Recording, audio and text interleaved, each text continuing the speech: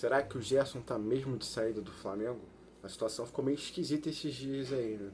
Pra quem não tá sabendo, o Zenit da Rússia, o mesmo time que levou o Luiz Henrique do Botafogo, parecia que tinha feito uma proposta de 25 milhões de euros pelo Gerson.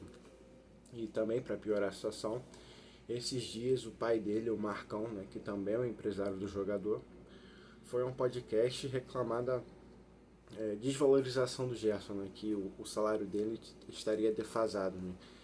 Ele citou, inclusive, que da tropa de choque do Flamengo, né, a elite, os jogadores mais estrelados, ele é o que menos recebe. Né, recebe menos que o Arrascaeta, menos que o Bruno Henrique, menos que o Pedro, menos que todo mundo. Né.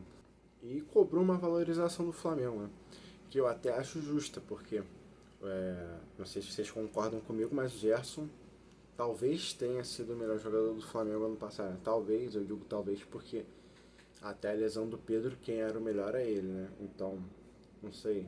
Aí fica o empate técnico entre os dois, mas o Gerson, por ter conseguido seguir a temporada até o final, talvez tenha uma vantagem, não sei.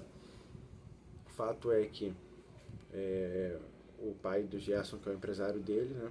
E o próprio Gerson provavelmente estão insatisfeitos, né? Porque o pai dele não falaria isso sem contar com o desejo do filho, né? Então, basicamente, ao meu ver, aquilo ali foram palavras do jogador sendo transmitidas indiretamente. Né? E o que eu acho sobre isso? Bom, primeiro hoje eu vi, né, que o Vene Casagrande tava no SBT, não sei se vocês sabem que ele participa de um programa lá no SBT de tarde, que ele falou que não tem nenhuma proposta, não chegou nenhuma proposta para o Gerson do Zenit ou de qualquer outro clube, né? O Flamengo não tem conhecimento sobre nenhuma proposta. E não sei o que vocês acham, mas para mim o Vene é a melhor fonte de informações quando o assunto é Flamengo. Então isso já tranquiliza um pouco. Só que essa questão do empresário do Gerson eu acho complicado, porque você querer valorizar o seu produto, né, o seu jogador no caso, é super normal. É do jogo, né? Um tenta valorizar daqui, outro de lá. O que eu acho complicado é você vir a público vir botar a diretoria contra a parede, né? Porque se o Gerson quer receber um aumento, e ele merece esse aumento, né? Porque ele é o capitão do time, o melhor jogador do time, destaque da seleção brasileira. Quando ele fez a última renovação, foi antes dele viver esse grande momento dele, né? Que pra mim é o melhor dele. Bem melhor do que a primeira passagem dele de 2019, que já tinha sido um absurdo.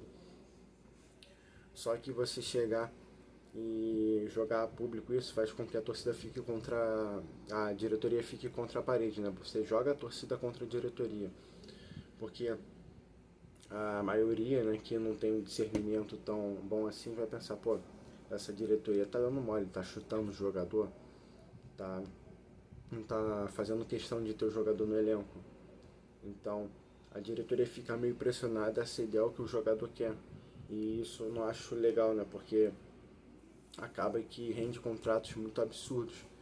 Por exemplo, do Bruno Henrique, né? Que tudo bem, é um ídolo, joga muita bola, mas tá com 33 anos, né? Acho que 33 e 34. O Flamengo, quando fez o contrato com ele, tava naquela política de só dar um ano de contrato para jogadores acima de 30 anos, né? Foi até por isso que o Everton Ribeiro saiu do clube. Só que quando foi o caso do Bruno Henrique, a Leila do Palmeiras, não sei se vocês lembram, entrou no meio da conversa, ameaçando levar o Bruno Henrique pro Palmeiras. O empresário dele falou que só renovaria o contrato do Bruno Henrique sobre outras cláusulas, né? Tipo, muito altas financeiras, porque ele entendia que seria uma recontratação do jogador. O Flamengo meio que entrou em leilão pelo atleta, né? Porque o presidente, né, o Landim, e acredito que nenhum presidente ia querer ficar marcado como um presidente que perdeu o Bruno Henrique para o maior rival, né, no momento que é o Palmeiras. Então, a diretoria teve que ceder muito às exigências do Bruno Henrique, que conseguiu, né, mais 3 anos de contrato e mais aumento salarial. Então, hoje em dia, ele tem o melhor contrato do elenco, mesmo com já estando em idade avançada. E o que eu estou falando é que o Flamengo precisa se alertar a não cometer esse erro de novo, né? Não ficar nas mãos do jogador. E eu não estou falando que não tem que renovar com o Gerson, muito pelo contrário, tem que valorizar ele mesmo. Ele é um jogador fundamental, tal, o principal jogador do Flamengo hoje, sem dúvida, é ele, né, junto com o Wesley, acredito eu. Jogador de seleção, é, jogando muito bem na seleção, inclusive, deve voltar, vai se valorizar ainda mais. É capitão do time, né, tem isso, é rubro-negro desde criança, né, identificado com a torcida, é ídolo. Então, o Flamengo tem que lutar para ter o jogador mesmo, tem que, de certa forma, ceder, né, dar o que o jogador deseja, mas sem que, repetir o mesmo erro de ficar nas mãos do jogador. Porque, como eu disse, segundo o Veneno, não teve proposta nenhuma.